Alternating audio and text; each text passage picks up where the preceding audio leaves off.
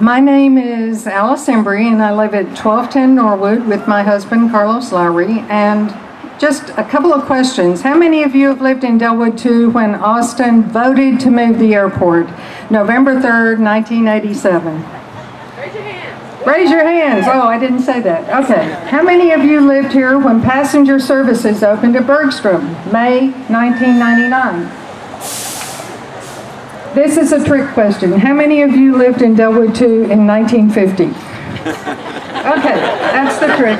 Okay, Delwood 2 was at the epicenter of the Move It campaign. I was co-chair of Citizens for Airport Relocation, along with Sam Griswold, and we're standing on Sam and Patty's lawn, as many of you know. Thank you, Sam. Yeah, Sarah. Oh. Okay, we argued that the airport was too small to handle projected passenger growth, too dangerous with a single runway only 7,000 feet long, and too noisy with 27,000 people living in what is called 65 level of day-night noise, 7 schools, 10,000 households. And we won a vote to move it in 1987 with 26 neighborhoods working with us and a slew of citywide endorsements. But the city dragged its feet about breaking ground for the new airport until Bergstrom was on the base closure list. So we were very right about passenger levels, which have grown from 3.6 million in 1986 to 12.4 million passengers in 1991.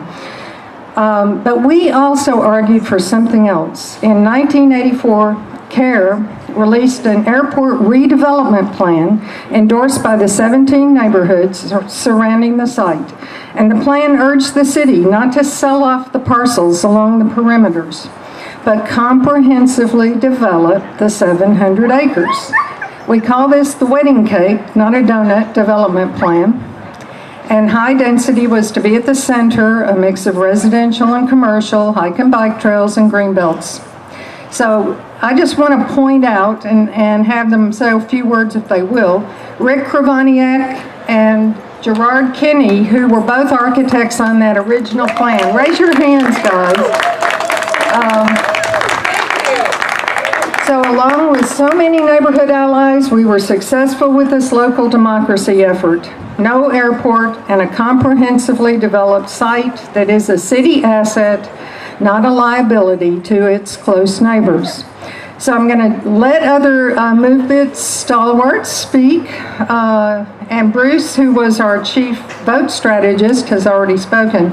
And I'll just say, happy 4th of July. And I want to make sure that anyone here who wants to speak, Sam Griswold, Sam, you want to say anything? And Joanne and Mark Smoling, at least say the neighborhood you represent. Rick Kravaniak, Gerard Kinney, and because there are other neighborhoods besides Delwood too. Thank you. Happy 4th of July.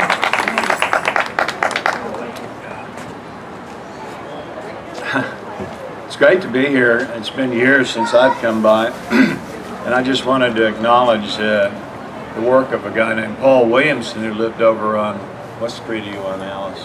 Norwood. And his next door neighbor, anyway, who took it on themselves to basically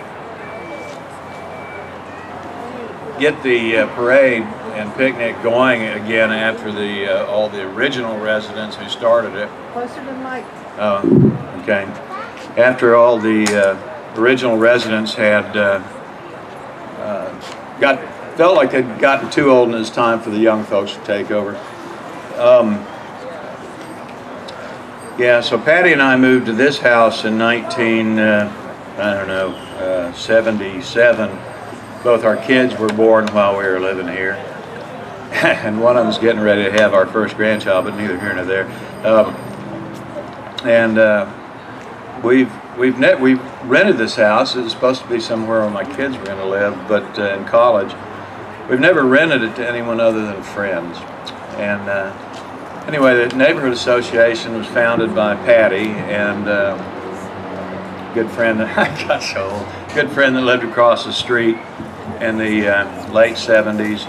and they decided that too many new people and old folks didn't know each other, so they brought them all together, and it was an absolutely wonderful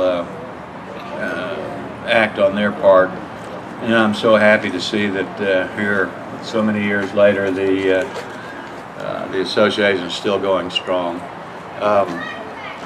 I got a call from a guy named Dan McCullough, who lived 3 doors down, one Sunday in, I don't know, the late 70s, early 80s. Alice, when did they, well, anyway, there was a, on the front page of the Statesman was a large map that had been, that showed the neighborhoods that would be demolished or taken over by an airport. They wanted to expand it all the way to Manor Road, over to MLK, which would take out hundreds and hundreds, well, 1,000 homes or more. And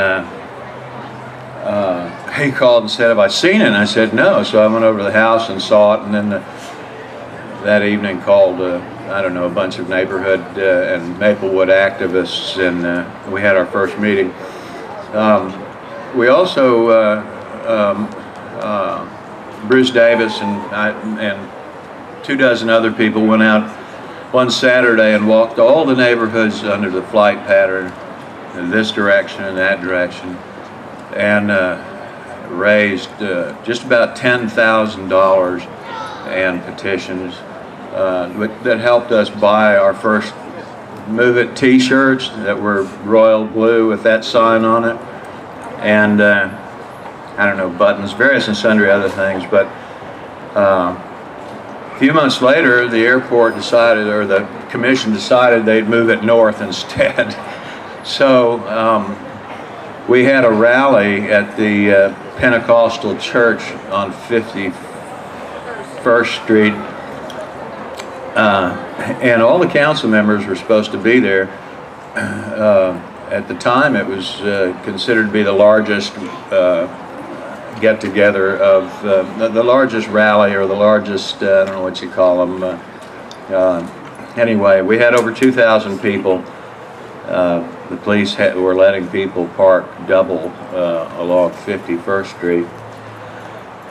And at one point in time, Al, I can't remember Al's last name, and president of an association over Northeast, got up and spoke wearing his Move It t-shirt, and this kind of always brings tears to my eyes, but he stood up on the podium up in front of these 2,000 people, and he basically said when he moved to Austin, he was a veteran, there were only a few places where black and African American people could buy homes, and the people that wanted the airport to stay here, those neighborhoods weren't where black people could move, and that was always, I thought, very touching. Anyway, I'm going to let Alice take over again. Let's get a photo op of Move It, okay? Come on, guys. And I just want to make sure you know Joanne and Mark you just say where you're from. Joanna Mark Smolin from Delwood 1, and I don't understand why there's a Delwood 1 and a Delwood 2. Does anyone know? No. Isn't there a Delwood 3? Okay. And a Delwood 4. Okay, come here. And what neighborhood? Gerard, and what's your name? I'm Gerard Kinney. I live in Cherrywood. Architect on the plan. And Rick? Rick Krovaniak, the Windsor Park neighborhood. Yay! Joanne? Joanne Smolin, Delwood 1. Thank you very much. Yeah, I just wanted to, I guess a lot of you know, my wife Patty hasn't missed one of these since, I don't know. She was here last year.